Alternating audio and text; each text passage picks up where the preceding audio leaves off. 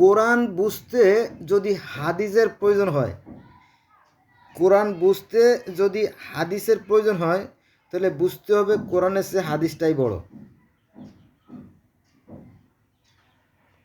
কারণ আপনার বাড়িতে ফ্রিজ নষ্ট হয়ে গেছে, তাই না? আপনি ডাকবেন কি? ফ্রিজের মিস্ত্রি। আপনার বাড়িতে কারেন্টের লাইন নষ্ট হয়ে গেছে, ইলেকট্রিক মিস্ত্রি ডাকবেন। আপনার দেওয়ালে ধস নামছে, আপনি রাজমিস্ত্রি ডাকবেন, তাই না? তো কোরআন শরীফ বুঝতে হলে হাদিসের প্রয়োজন। এটা একটা বড় ধরনের প্রতারণা বটে।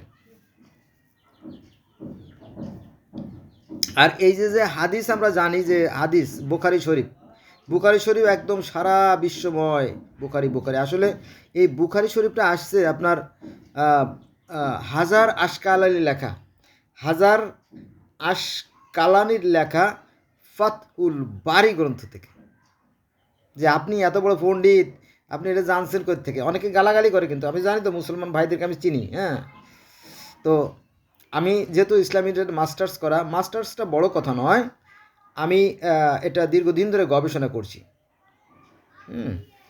আমি পৃথিবীর বিভিন্ন ধর্মের একজন ছাত্র।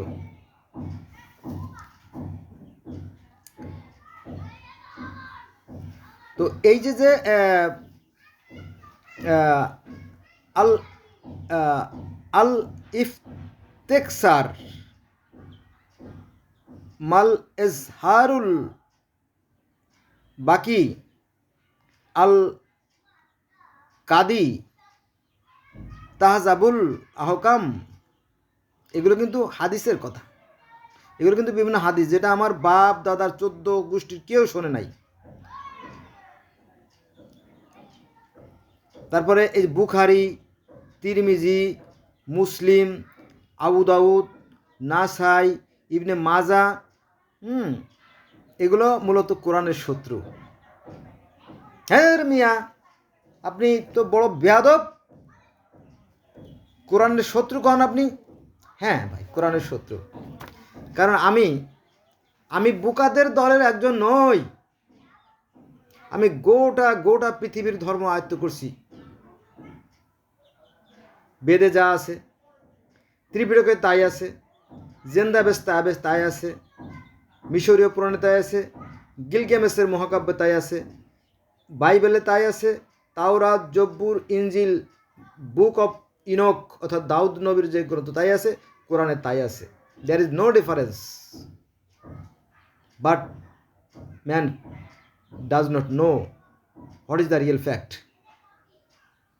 Yes I am. আপনারা ধোকায় পড়বেন না। আলেমরা কোরআন শরীফের 2-1 আয়াত পাঠ করে আমাদেরকে ধোকা দেয়।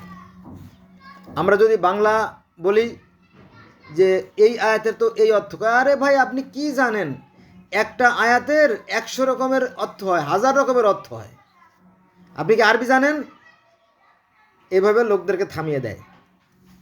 এরা ধোকাবাজ, অধিকাংশই ধোকাবাজ। সাবধান থাকবেন এটার হাত থেকে। পবিত্র কোরআন শরীফে এর অপমান করে এই হাদিসগুলো। সেটা হচ্ছে যে পবিত্র কোরআন শরীফে বলা হয়েছে আল্লাহ হচ্ছেন আকাশ এবং পৃথিবীর জ্যোতি। আল্লাহ আকাশ এবং পৃথিবীর জ্যোতি, এটা আছে পবিত্র কোরআন শরীফের সূরা নূরের 35 নম্বর আয়াতে। এবং পবিত্র কোরআন শরীফের সূরা আনামের 103 নম্বর আয়াতে বলা হয়েছে যে চর্মচক্ষু দ্বারা, অর্থাৎ এই চর্মচক্ষু দ্বারা সৃষ্টিকর্তাকে দেখা সম্ভব নয়। এবং সূরার 51 নম্বর আয়াতে বলা হয়েছে যে মানুষের এমন কোনো সাধ্য নাই যে সৃষ্টিকর্তাকে চর্মচক্ষু দেখে। এমনকি নবী মুহাম্মদ সাল্লাল্লাহু আলাইহি সাল্লাম যখন মিরাজে গেছিলেন তখনও সৃষ্টিকর্তাকে দেখতে পারেন নাই। তিনি 70,000 পর্দার দূর থেকে তিনি একটা আলো দেখেছেন, সে কথা বলা করা আছে। কিন্তু কিছু পুচকে হুজুর আছে, তারা কি করে জানেন? আমাদের নবী মিরাজে গেছিল, তারপরে চা বিস্কিট সিঙ্গারা কি খাওয়াটা না খাইলো, এরকম তুই ধোকা দেয়। হ্যাঁ, এটাই সত্য। অধিকাংশই ধোঁকাবাজ। অথচ আমরা যে পৃথিবীর যে মানুষ, পৃথিবীর যে 800 কোটি মানুষ, আমরা ভাই ভাই ছিলাম। আমরা পৃথিবীতে 800 কোটি মানুষ, আমরা ভাই ভাই। অথচ এই ধর্ম মানুষের সাথে মানুষের বিভেদ সৃষ্টি করে। কি অবাক কাণ্ড!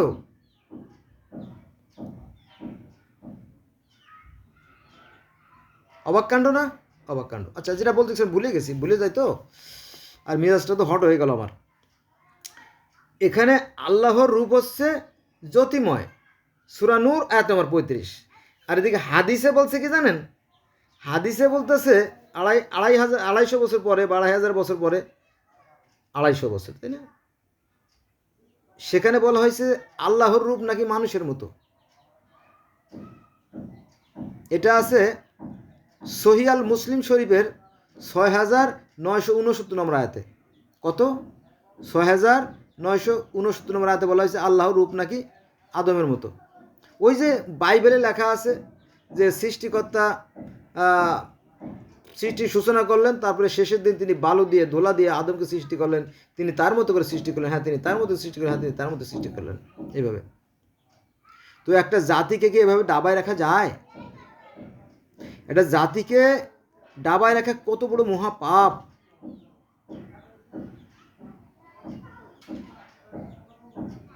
এই আলেমদের অধিকাংশই নিঃসন্দেহে, আমি 100% নিশ্চিত হয়ে বলতে পারি যে এরা ধরা খেয়ে যাবে কাল কিয়ামতের ময়দানে। এরাই সবার আগে জাহান্নামে যাবে। কারণ কি জানেন? কারণ সৃষ্টিকর্তা যিনি, তিনি তো পৃথিবীর প্রত্যেকটা প্রাণীকে, সৃষ্টিকর্তা পৃথিবীর প্রত্যেকটা প্রাণীকে জ্ঞান দিয়ে দিয়েছেন।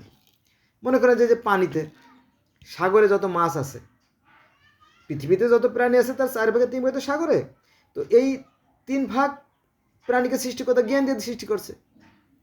সেই চেলা মাছ থেকে শুরু করে একেবারে 3 মাছ পর্যন্ত সবারই জ্ঞান দিয়েছে।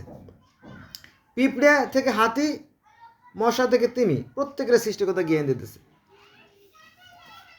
আমরা মামা বাড়ি যশোর, তো যশোর থেকে গোপালগঞ্জে, যশোর যখন বেড়াইতে গেছি তখন মধুমতিতে গোসল করতে গেছি।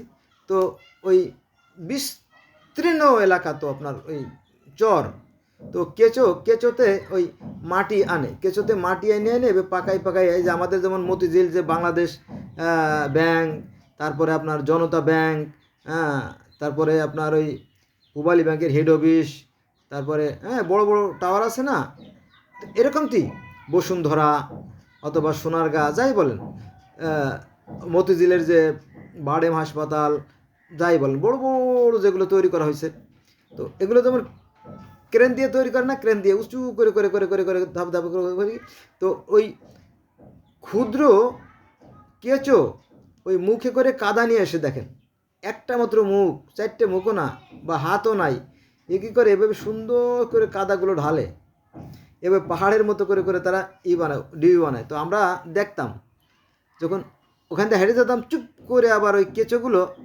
নীরব থাকতো, আমরাও নীরব থাকতাম, চুপ করে যখন নীরব থেকে যেতাম তখন ওরা আবার উঠতো, উঠে মনে করছে যে মানুষ বোধহয় চলে গেছে, আস্তে আস্তে ওরা এইভাবে মানে বাসা তৈরি করতো। কেঁচো, উই পোকা, পিঁপড়া। আবার পিঁপড়ের কত জ্ঞান জানেন? আমরা তো বন্যা আসার সাথে সাথে মরে সাপ হয়ে যায়, অনেক লোক বন্যায় মারা যায়, কিন্তু পিঁপড়ে কিন্তু বন্যায় মরে না। ওরা করে কি জানেন? হাজার হাজার পিঁপড়ে দলবদ্ধ হয়ে থাকে, কিছু পিঁপড়ে নিচের দিকে যায়, এরমতি কিছু পিঁপড়ে নিচের দিকে যায়, ওই পিঁপড়েগুলো উপর দিকে আসে, আবার কিছু সময় পরে এই উপরের পিঁপড়েগুলো আবার নিচের দিকে যায়, আবার নিচেরগুলো উপর দিকে আসে, আবার নিচেরগুলো উপর দিকে আসে, আবার এইভাবে এইভাবে এইভাবে ঘুরে ফিরে ওরা হাজার হাজার পিঁপড়ে পাকায় থাকে। আর ওদের গায়ে বাতাস লাগতে লাগতে যখন একটা স্থলভাগ অর্থাৎ মাটি পায় বা গাছপালা পায়, সেখানে বেয়ে উঠে যায়, একটা পিঁপড়ে মরে না।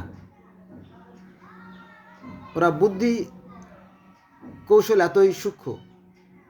অথচ আমরা মানুষেরা নিজের শ্রেষ্ঠ মনে করি, অথচ আমরা পৃথিবীর সব কিছু মারি।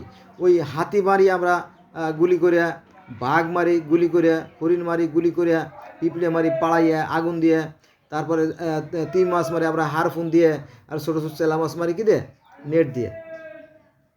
মানুষ পুরো দুনিয়া তছনছ করে ফেলেছে, তারপরে কি শ্রেষ্ঠ?